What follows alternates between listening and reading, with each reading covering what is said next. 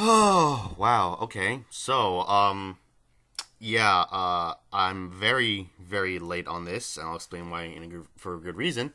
But yeah, hi. VGT Adam here. It's been a long, long time since I did a podcast. I mean, I guess you can consider thoughts on, like, kind of podcast likes, but hey, whatever. Um, so, I finally watched Godzilla vs. Kong. And, I know at this point it's kind of old news, very old news, months old, because everyone else, watched it when it came out, right? Well, I didn't, and the reason why is because I don't have HBO Max. I didn't want to pirate it because this is a movie I wanted to support. Plus, I wouldn't know where to even find it to begin with.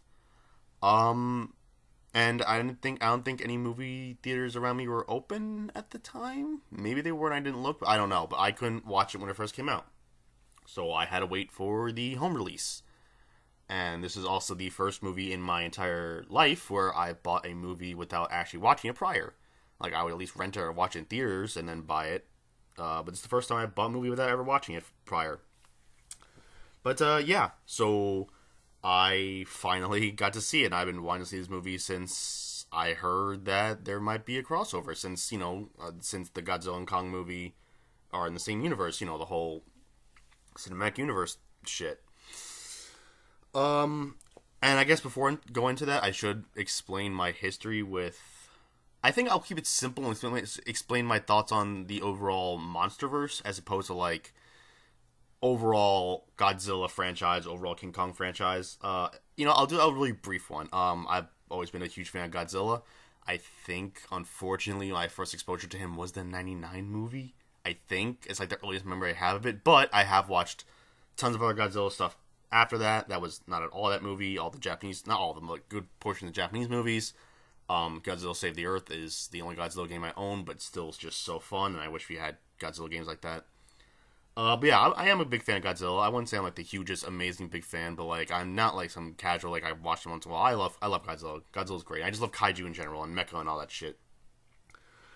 King Kong, not as much of a history. Like I know some stuff. I saw majority of the Peter Jackson movie. I can't watch all of that because that's so long. I've watched like I was like it's like over 3 hours, right? I've watched like close to it, like 2:45. Just so much of it. It's just like you could have cut out, but whatever. I never watched the original King Kong, and admittedly, I never watched the original Godzilla, but I never watched the original King Kong, so most of my King Kong stuff is just like the Peter Jackson movie and then stuff I just researched throughout the years. But I love Godzilla. And then as for the MonsterVerse movies, I guess I'll just really quickly go over how I felt about each of them. Thank God there's only four of them, so I don't have to go over like 28 movies or 29 movies. Um, the 2014 movie, I think overall is still good. Even though I can tell like right now the tone of it and like the style of it clashes with every other one. Like you can tell Kong Skull Island, King of the Monsters, and Godzilla vs Kong have like similar tone and style to it. Whereas the first Godzilla 2014, just takes itself so seriously, so realistically.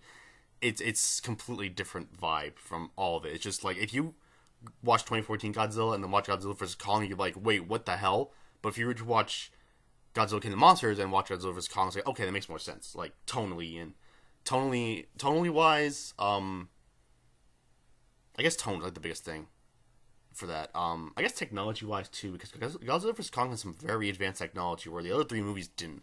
Like King of the Monsters started to get a little into the more futuristic stuff, but like rest of the movies had like mostly realistic technology, and this one's just like yeah, future. I'm getting ahead of myself. Point is, 2014 movie. I have some notes just to make sure I'm on track. 2014 movie. I still think is a good movie. I think it is. I think in some ways it's better than the sequel, but I'll get to that.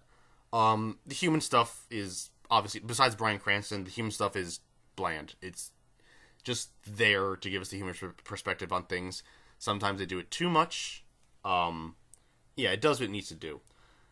I will say one thing about 2014 Godzilla though. Out of all these movies, its build up, the way it does build up, is fantastic and hasn't been topped for build up. Payoff, not so much. I'll get to that, but yeah, build up in that movie is just so good. Um, there are some leaps in logic, but it's kind of rare, so it kind of gets a pass. Just I can't think off the top of my head because right now these are just notes. But they're just some like if you watch the movie, you'll be like, wait a minute, that doesn't make sense. Why would they do that? Wait, that doesn't make sense either. It's just like some leaps in logic that just like I don't know, I'm trying to recall the movie really quick, see if I can get a specific example. Um, it's gonna look like a terrible reviewer. Fuck. I can't think of it right now, but I'm pretty sure if you've seen the movie, you understand it's just some like, wait, what?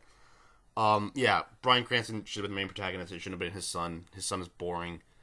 It was too generic. That's one thing about a lot of Gareth Edwards films is that not only are the endings the best part of the films, but a lot of his characters kind of just are bland and are terrible.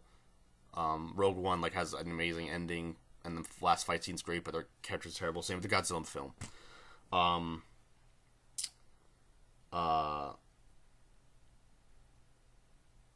yeah. The very few times we see monsters fight is great, like legitimately great.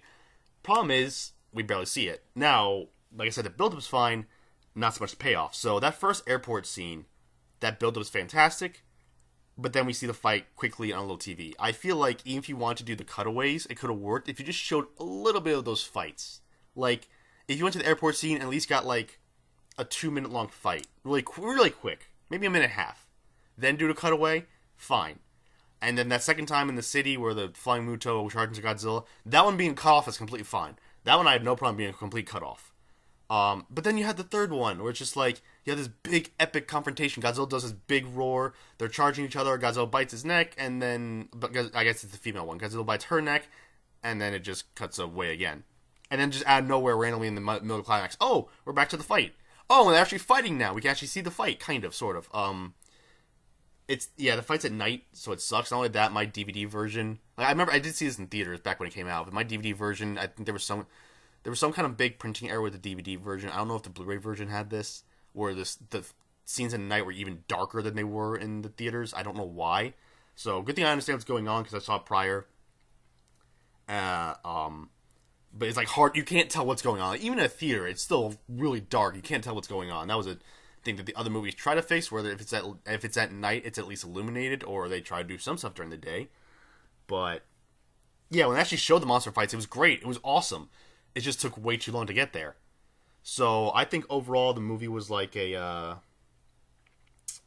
7.8, maybe 8, depending on how I feel. Like a high 7 to low 8. I still hold true to that. There are some bland parts in there, but still an enjoyable movie. Kong Skull Island, I don't have any notes for that because I only watched it once. I think it's the most structurally strong movie out of all four of them. It's got at least the characters, not the most memorable, but at least have character. The story was intriguing enough. It's a King Kong movie that didn't just, no pun intended, ape off the original King Kong movie, where it's just this, same story about these people trying to film a movie, come to this island, they find King Kong, he finds a beauty, take him back to the city, he climbs, that whole stuff. It wasn't that at all. There were some similarities. He did like the girl, but wasn't like any kind of romantic thing. They did still go to the island just for a different purpose.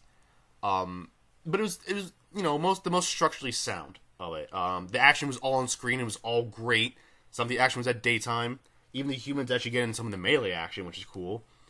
A little more explanation of Monarch, since in the first movie they could be seen as kind of like this weird, are they good or are they bad? It's like, no, they're good. They just, what they deal with isn't the most like safe because they're dealing with giant monsters. But Monarch's a good company.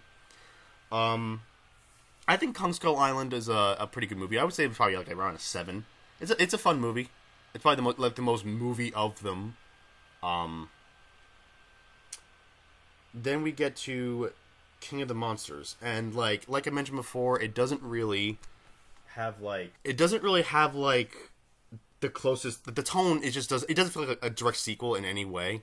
Like, it feels closer to a sequel to Kong Skull Island in terms of the tone, like I mentioned before. Like, if you just had no idea these movies are connected and then watched 2014 and then Godzilla King of the Monsters, you'd be like, this feels like a completely different world. This feels way different.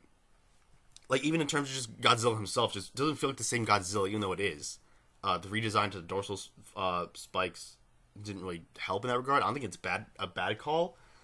But, like, yeah, it's just like, it feels like a completely different thing.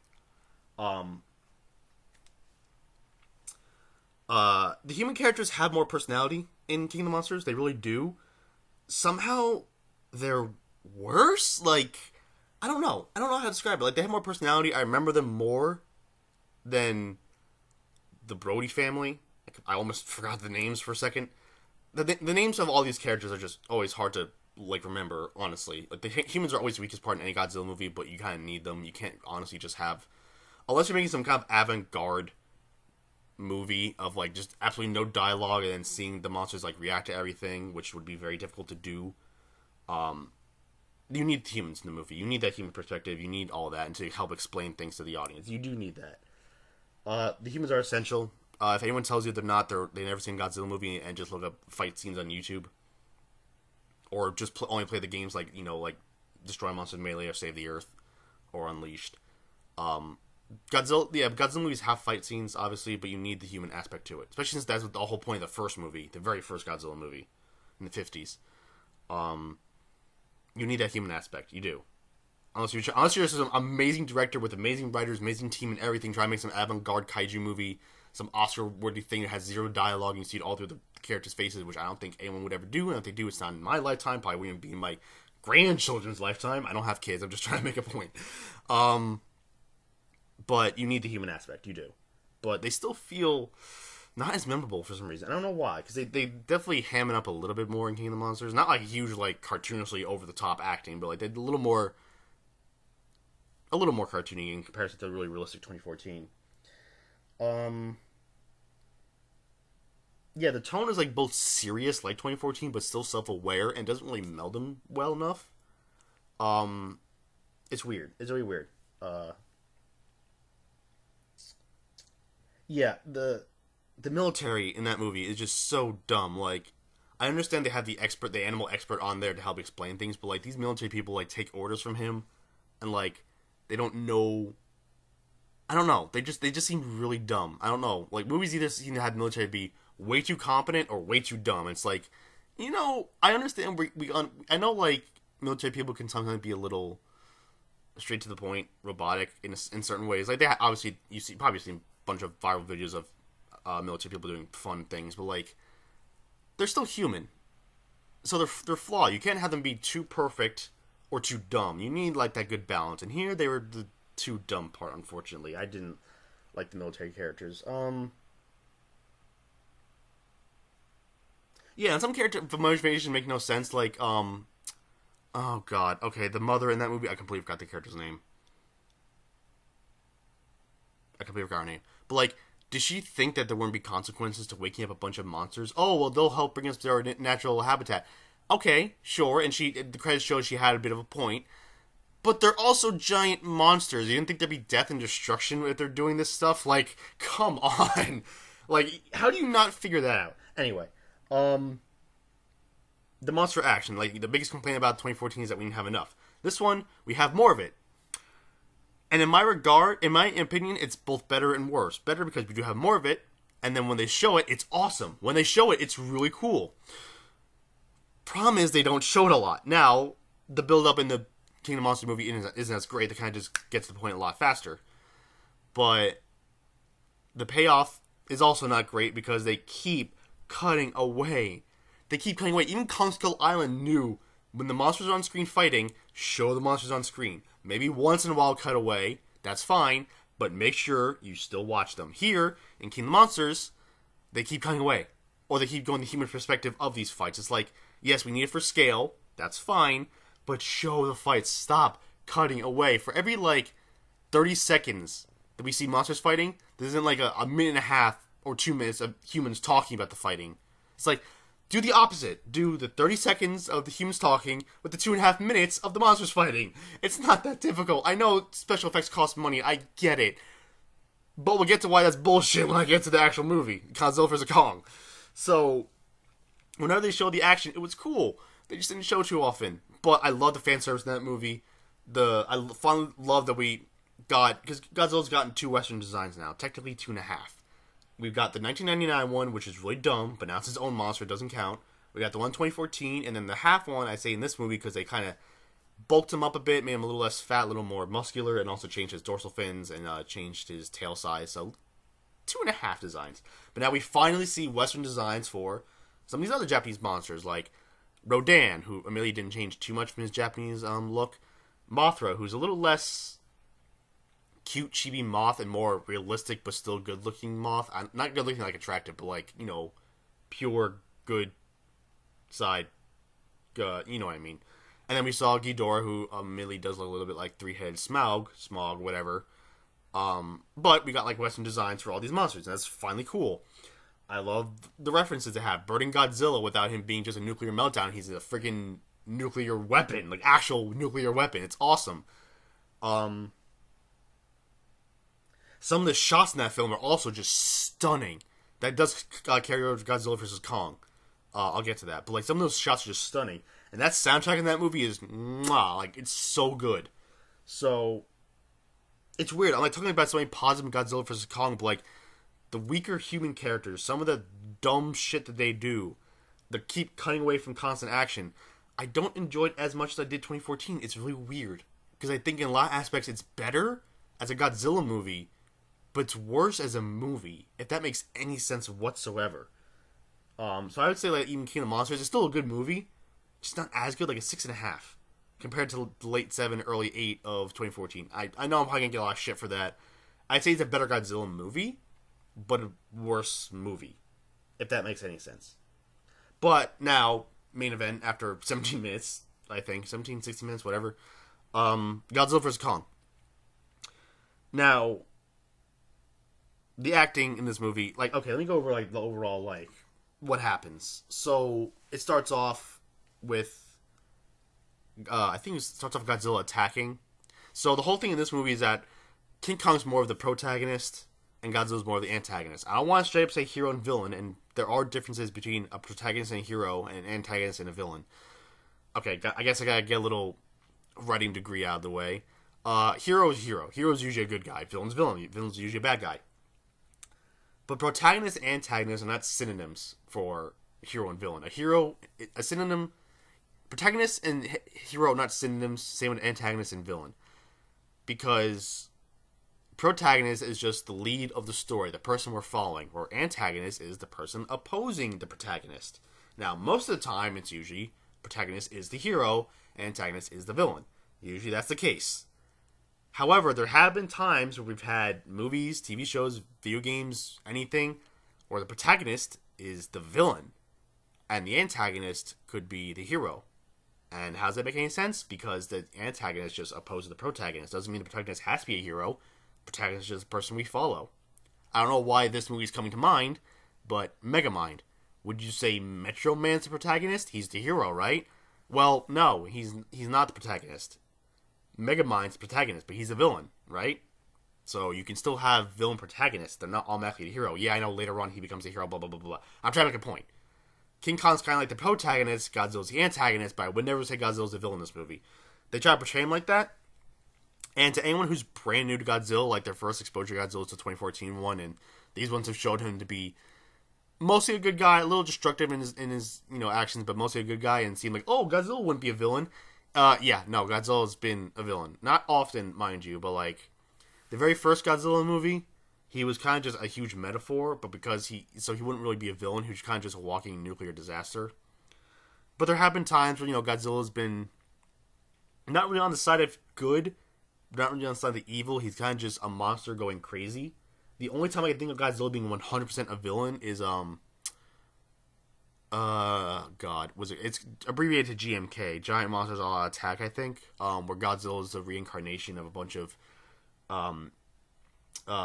spirits from World War II coming together to create Godzilla. That's the only time Godzilla's been a full-on villain. Most of the time he's just like the antagonist or somewhere in the middle, protagonist. He always varies in range. He always varies, and no different in Godzilla vs. Kong. They try to play him off like he's the villain, but then they explain later on why it's a good thing. Why it's not a good thing he's a villain. They explain later on why he's doing what he's doing. And I should preface this.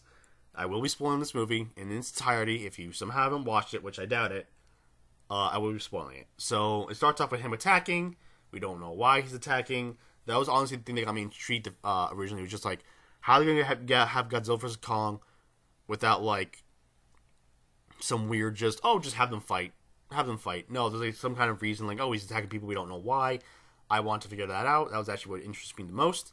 I'll explain the problems with that a little later. But then we cut to King Kong. And he's on Skull Island, kind of, sort of. He's in a holographic projection of what we saw in Skull Island. They're actually on Skull Island, but it doesn't look like how it did in the Kong Skull Island movie.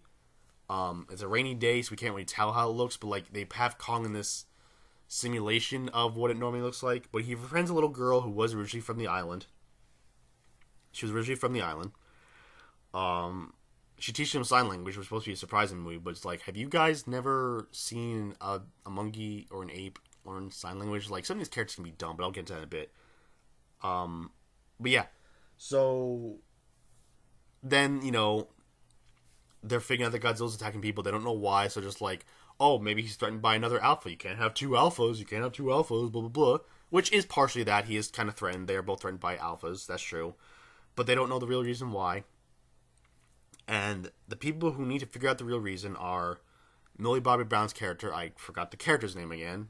Her friend who's just there for, I want to say comic relief, but he does like one useful thing in the whole movie. That could have been figured out by anybody else. And then you have the conspiracy theorist podcaster. Can we not have the conspiracy theorist seen as the one who is right? Now, like, I get sometimes conspiracy theories can be proven true. They can be. They have been in the past. Not all the time, though. I don't want to have flat earthers or people who think that the government's all lizards think that they're in the right because of this movie.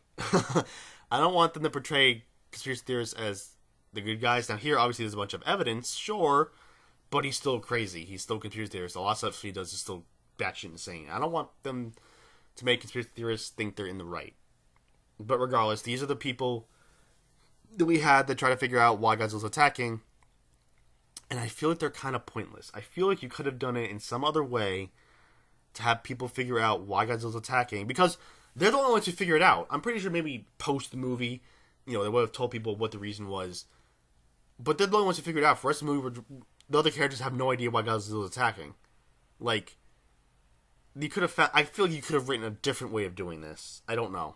But they figure it out. It's because the different company, Apex, which is basically Monarch but evil, they have, I'm kind of jumping ahead, but that's what it'd be expected with me. They have Ghidorah's skull from the last movie. Actually, technically, I guess they have two of them. Two of the three, I guess. I don't know how they even have two of the three. I'm trying to think about it. But yeah, so they have Ghidorah's skull, and that's what's attracting Godzilla. Godzilla senses that, and he's like, oh shit, I need to take care of that, because Ghidorah's my main enemy. Like, really quick, like, they had this whole thing about how Godzilla's races and King Kong's races have, like, this eternal rivalry. But they just established that in this film, because the last film implied that Godzilla and Ghidorah were mortal enemies, and they've been fighting since as long as it's possible, with the only victor finally coming out recently in Godzilla King of the Monsters. So what's this whole thing about, like, their races are eternal enemies, but Godzilla still has a mortal enemy? That's just weird to me. But yeah, so Godzilla's sensing that. He's like, oh shit, I need to take care of that.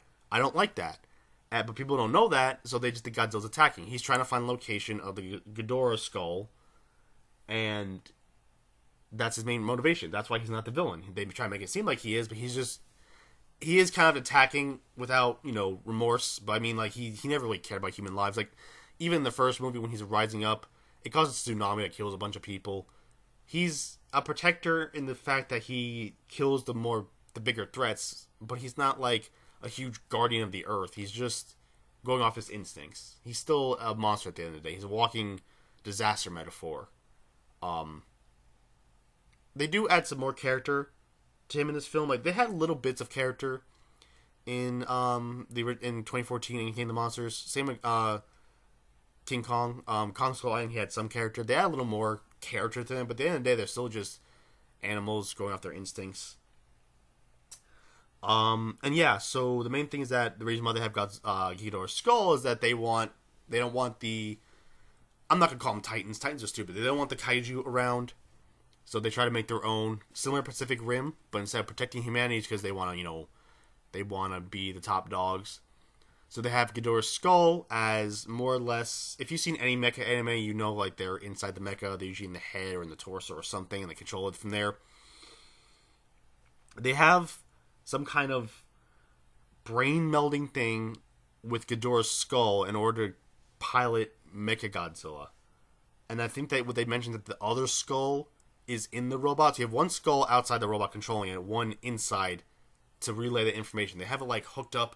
Someone's in the skull, like a pilot seat, and he has like a head thing, and they have a bunch of wires hooked up to it to, like, control it, and then it feeds information somehow to the skull inside. So I don't know, I think that's just really dumb. It's kind of similar to, like, Mechagodzilla in Kiryu in Godzilla against Mechagodzilla, where they remade Mechagodzilla with the skeleton of the original Godzilla, and then it goes crazy. It's kind of like that here, because he does go crazy. And I feel like you could have handled that better. You could have just had normal, like, mech pilot, like he's actually in the robot, and then maybe some kind of malfunction that just has it go haywire. I feel like that'd be a lot more simple and a lot less stupid. As opposed to just the DNA of the skull, which, is that even a thing? Do bones have, like, memory in them? Like, DNA, sure, but do they have, like, memory in them? It's weird. But yeah, you could just do, like, a normal mech pilot, but whatever. Jumping around. So they, and the whole thing with Apex is that they want energy from the Hollow Earth to, like, power it, and, like, all that evil thing of, like, let's go to this forbidden place and get energy from it. It'll help save the human race. So it doesn't matter if it's forbidden. It's like in Doom's 2016. Let's get energy from hell. I don't want backfire at all. Idiots. I don't understand some of the writing and logic and whatever. So the whole idea is to bring Kong to Godzilla because they don't know why he's attacking. So let's use Kong to kill Godzilla and have a better alpha that's on our side that we can kind of control. And I do want to bring up that sometimes the acting can be a little hokey. Just a little. Like, it's not, like, overly dumb, but there's times there's just a little bit cartoonish looks and deliveries and stuff. And it's some of the dialogue. Oh my god, it's usually from just the conspiracy theorist guy, but, like, some of the dialogue is bad. Like, most dialogue is fine. It gets what it does what it needs to do. Same problem with King of the Monsters, is somehow they're both take things seriously, but they're also self-aware, and there's no good mesh of it. But, oh my god, some of the dialogue is just so bad. That's one thing I want to bring up. I don't know if it was my TV or something wrong with the movie. The audio mixing is terrible. Like, it was always so quiet during dialogue, but then with everything else, it was so loud. Like, I don't know if that was my TV or the movie itself. But it's just like, I can't hear these people, but the music is blasting. So it's like freaking Tenet. It's like, I can't understand what's going on. And I don't want to put subtitles for a fucking English movie. That's dumb. Let's see, go back to my notes. Yeah, the characters are kind of one-dimensional. They really are. The only one that wasn't really explained, and that was Ren Serizawa. Now, if anyone who's a Godzilla fan recognizes that name, it's because, the original movie, but even in these MonsterVerse movies, Serizawa was the good scientist played by Ken Watanabe, right? So, ideally, Ren Serizawa would be maybe his son, who was never, ever mentioned before, ever, so his introduction's in this movie, and he's on the side of let's kill Godzilla, despite the fact that his dad wasn't. Now, that could be interesting, and I'm pretty sure, I wouldn't be surprised if there's some kind of prequel comic that explains his motivations. But for the sake of this movie, they're not even touched on. Not even a reference as to why. And seeing as how most people would seek out the comic even knowing if it exists, if he's this important of a character who has a relation to someone else, but he completely, like, has different motivations from his father, you kind of need to explain that. He's kind of just here. They kind of just say Ren Serizawa and expect you to just know. But it's like, why is he on the evil side? My best guess is that maybe he blames Godzilla for the death of his dad, so he wants revenge. That's my best guess. I didn't read the comic. I don't know. But, like, that could be an interesting character, and at least one that isn't one-dimensional. Like, oh, he's his son, but he's automatically good. He's against Godzilla. Why is he against Godzilla? The movie doesn't tell us. It doesn't tell us. So, I don't know, the biggest problem is just, like, while they do a good job explaining things in order to get these two to fight, You can tell they're just explanations to just get these two to fight, or explanations just for a certain plot point. I'll give this not just like, oh hey, let's just have all this dumb melodramatic shit that you can tear apart just to have a 7-minute fight, Batman vs Superman. Yeah, this is a better crossover movie than Batman vs Superman. Not as good as Civil War, but like this one, easy. Yeah, so like characters can be just one dimensional. And some of that licensed music was just out of place. Like, licensed music is fine in movies, and it could have been fine in this one, but a lot of it just felt really out of place. And then the actual soundtrack, like, there were a couple things maybe here and there, but didn't really like, hit me like King of the Monsters did. So it's just a lot of really dumb shit. But when it gets to the action, the main thing we want to see, not again, the build up in this movie isn't as good as say 2014, but the payoff is, it's like the opposite problem. The build up isn't really there, but the payoff is fucking fantastic. Like, actually fantastic. Like, I'll go over each action scene and stuff like that, but like, I can't remember the last time I watched a movie solo where I had this much fun. Obviously, if I'm watching a movie with my friends, whether it's good or bad, a good movie or bad movie, I can have fun. But most of the time I watch a movie solo, or I'll still get reactions out of it, I can't remember the last time I had this much fun. Just straight up, like, gleeful joy and giddiness. Maybe I'm just a dork who likes kaiju movies too much, I don't know. But I had so much fun with this movie. And when they have Godzilla vs. Kong, basically the big trailer scene of them fighting on the battleships, which doesn't make any physical sense, but who cares, right? Watch, trying to see a giant monkey punch a giant lizard and a giant lizard punch back.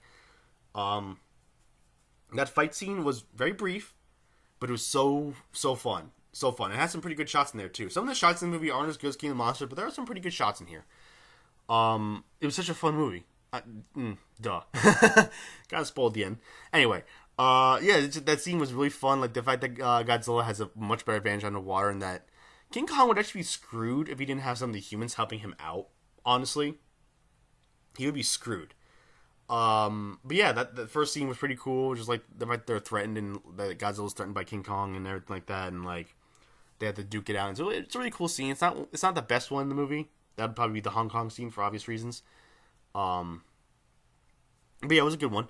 And then they need to bring Kong over to Hollow Earth without Godzilla noticing, so they use helicopters and have Godzilla, King Kong in a net. It's dumb. Like, it's not as dumb as the original King Kong vs. Godzilla, where let's fly him over with balloons. Actual balloons. I'm not even sure they use blimps. Actual balloons. At least this one's like helicopters in a net. It's a little more sense. Not as much, because you need like 100 helicopters, and they only have like maybe like 7 or 8. But it doesn't make sense, but it does move along. It's not as dumb as King Kong vs. Godzilla. And one thing I want to mention before I move on is that I noticed that the winner of these fights is not only who's more popular at the time, but who's first in the title. Think about it. Back in the 60s, it was King Kong vs. Godzilla, right? Let's be honest, I think to Westerners, I think King Kong vs. Godzilla is what put Godzilla on the map. Because maybe they heard the first movie, but like probably no one ever heard the second one. Like, Godzilla probably got big because of King Kong, because King Kong was a huge movie.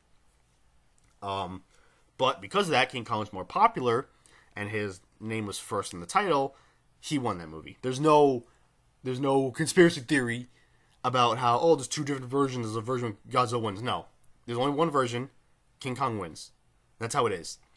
But now over the years, there have been more and more Godzilla movies, and more things making Godzilla more well known, and King Kong not as much. So who's first in the title this time? Godzilla. And who's the one who ultimately ends up winning their fights? Godzilla. King Kong gets some good hits in. He even wins a round. They have 3 rounds, and he wins the second one. Godzilla wins, though, overall. They actually have a winner, thank God. Because it's not just a case of, like, oh, well, they fight, but now we have a bigger threat here. I mean, they still do that, but at least there's a conclusive winner before that whole team-up thing. But, anyway. So, they need to find a way to, aid Kong. I need to say Kong.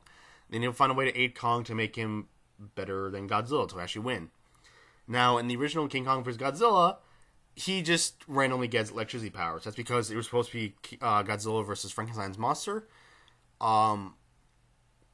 But Frankenstein's monster in like Japanese Toho movies, he's kaiju size. He's not like just a giant human.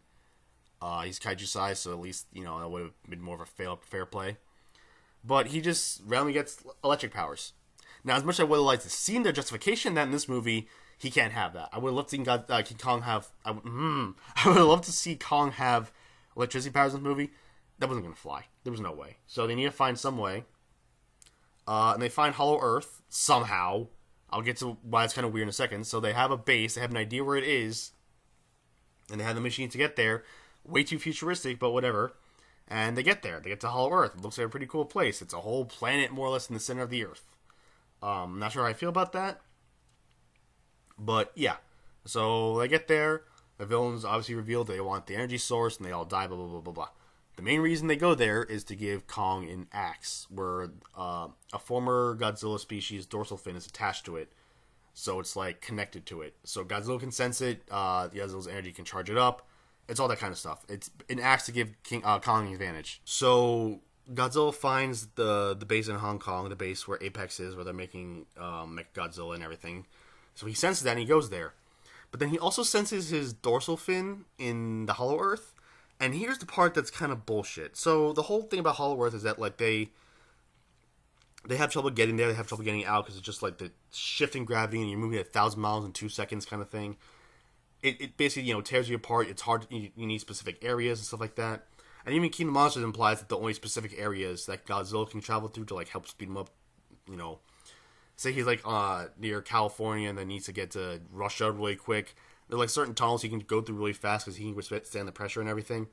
They kind of imply there's only certain areas, right? Godzilla senses the dorsal fin, and he uses atomic breath straight down, and just creates a hole to the Hollow Earth, and they just fly up through that. And King Kong, I keep saying that, and Kong keeps just gets up there and just jumps up there, somehow doing. You're breaking your own established lore. You're establishing that it's only certain areas and the gravity will freaking kill you. But, it's just a hole. He can just make a hole and then we can just go back up there. Why couldn't you just do it with anything then? Like, what? You couldn't just... That's, like, just a problem. Like, I guess they need a way for, like, we need to get back up to the surface really fast. We can't have him be in Antarctica. It took too long, but, like, you could have just had... Maybe there was a hole near Hong Kong that we didn't know about.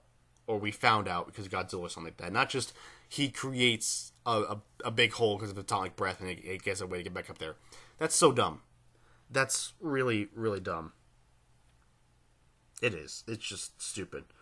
But now, Kong Godzilla now have round 2 in Hong Kong. And I love, like, before that, like, there's a couple shots in Hong Kong that, like, are so classic Godzilla, like him stomping through, causing destruction, which you haven't really seen in these modern movies, that I just adore. But yeah, then we get the second fight, which actually moves a lot faster. Like, they actually move faster too. Like, in that first one, they're, the big lumbering kaiju. They're hitting slow, but they're really hitting hard. And it's freaking, in Hong Kong, they go so fast. Like, whoa, where do they get this weird speed jump from? Like, it doesn't want us in editing either. They were animated that way. It's just like, whoa, holy shit. But it's so fun and so frantic. And, like, it also is a scene that gives it more personality. You get Godzilla's now infamous evil smile from it. Like, it's so good.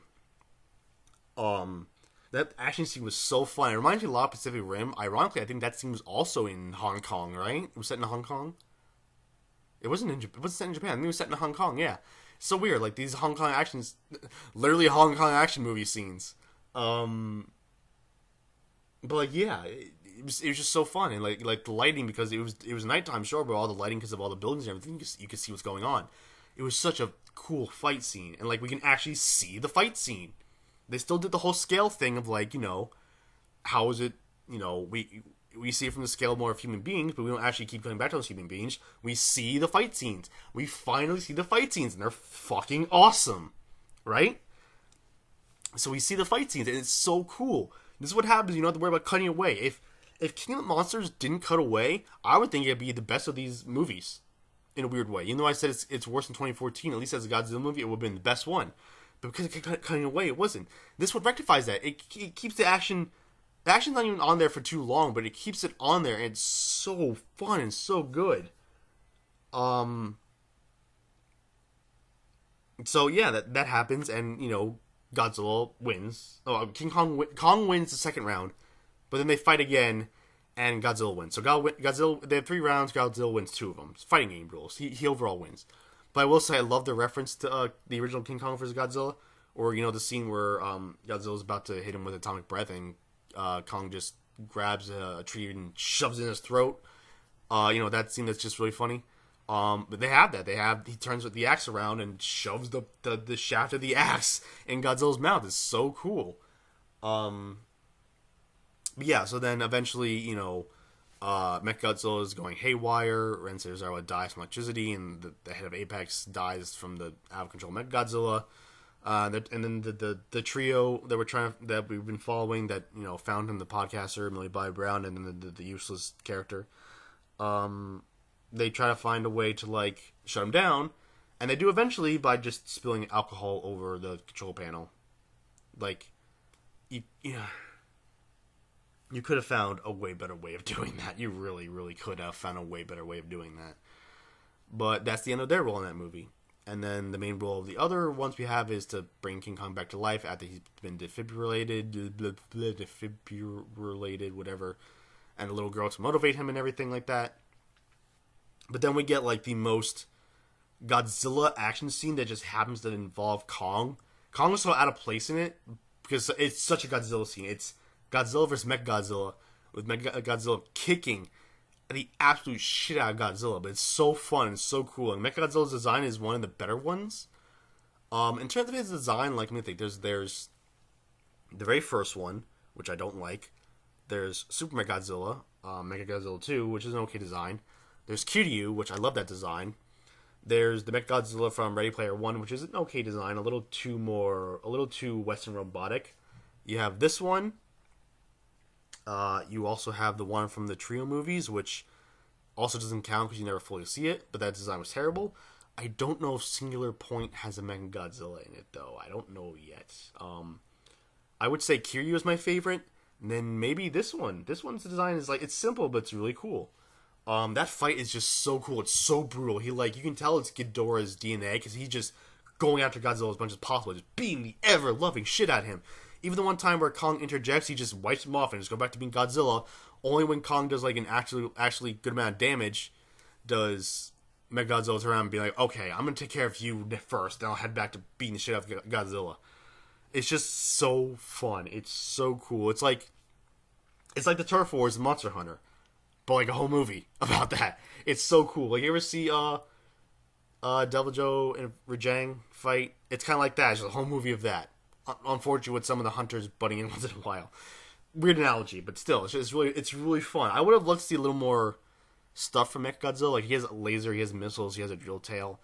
But I remember from Save the Earth, where I think one of the Mechagodzillas has this weird spin kick. I would love some of these weird robotic, not fully robotic, but these weird automatous moves. The fact that he can turn his torso around, do a really cool kick like that. I would love to see that, but I guess because it's the brain of a monster, they wouldn't really think like that. They just think punch and kick and bite and shoot beams and kill. But yeah, it was so fun. The fact that they do kind of team up a bit to take down Mechagodzilla. They don't have full on team attacks, obviously, because they're still kind of enemies. But they team up, and Godzilla charges that axe to help take down Mechagodzilla. God, it's so cool. After seeing that, if the future monster movies went in the direction of this movie, I would have loved to see more MonsterVerse movies. I don't know if that's possible because Toho is being a bunch of stringent assholes, because of course they are. But I would have loved to see, because this is also, I think, the second. Okay, this would have been the second rendition of a Mechagodzilla design. I just forgot about Ready Player One. But I want to see more Western takes on these Japanese designs, but also still have these good movies and fun movies. I would love to see a Western Anguirus. I would love to see a Western Gigan. I would have loved to see a Western, who else could we have done? More iconic ones. I don't want to see a Western Megalon. Jet Jaguar! That would have been just the closest to Pacific Rim versus Godzilla. Just have Jet Jaguar and fight Godzilla. But Godzilla's not really a bad guy, so they can't really do that too often. But, until they have that, and it's just, then in the movie, that they recognize that they're both, on good terms with each other, and then Godzilla goes to go rest and do whatever, and Kong now lives in the Hollow Earth, and people still keep their eye on him, but now he lives in the Hollow Earth. And it's just it was such a fun movie. Yes, there's flaws that I pointed out. There's just some dumb dialogue, dumb moments. You could have found so many other ways to do things, but if the whole point was just to get these two to fight, it did its job and did its job well. This movie was so fun. I enjoyed it. I definitely want to watch more of it. I actually want to go watch the special features right now because I just finished watching not too long ago. Yeah, really, really, really fun movie, and I'm glad I finally did an actual podcast for once in a long fucking time. I would love to see the MonsterVerse continue. I hope maybe it does. As of right now, it's not. It's only 4 movies, but it's fun. I recommend watching all the MonsterVerse movies. There's only 4 of them. It's not that big of a commitment. Like say the MCU if you haven't watched it, or the DCEU if you haven't watched them. It's not that much of a commitment. I recommend watching them. They're all really fun, really, really good movies, and none of them are bad. Like at worst, it's like a 6.5 at worst. So none of them are bad. I recommend watching them. They're all really fun. This was a really fun movie, and I can imagine how fun it would have been if I watched it with friends. It would have been like we all been just having a good time, but can't really do that right now. So, yeah, I saw Godzilla vs. Kong finally. So, oh god, it was so cool.